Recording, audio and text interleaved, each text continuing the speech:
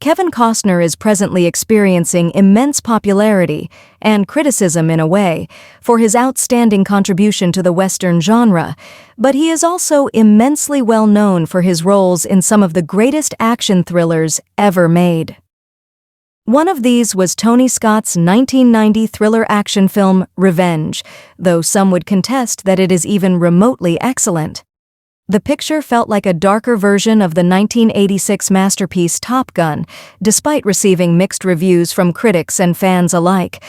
Outside of the eyes of its devoted fan base, it may not be considered one of Costner's best works to date.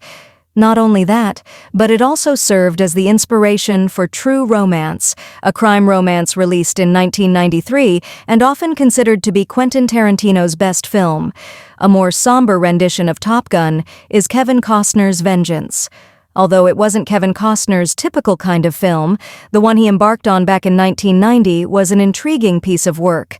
The action movie Revenge stars Costner as confident American fighter pilot Michael J. Cochran, who falls in love with the wife of his Mexican crime lord friend, Madeline Stowe, clearly getting into trouble.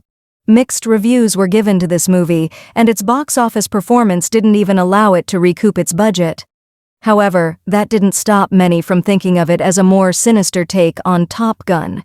This is due to the fact that Jay and the protagonist of Tony Scott's 1986 movie have a lot in common.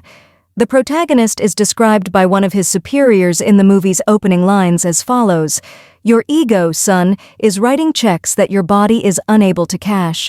Similar to Maverick, Jay comes off as an egocentric pilot in the backdrop of a film that has the feel of a sports picture in disguise.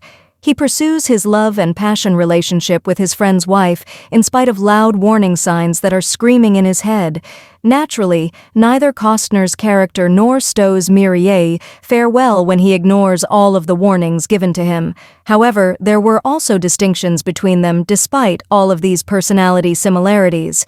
In contrast to Maverick, who ultimately emerges from the film with a greater sense of personal accomplishment even though he does not win the Top Gun trophy, Jay is ultimately left for dead.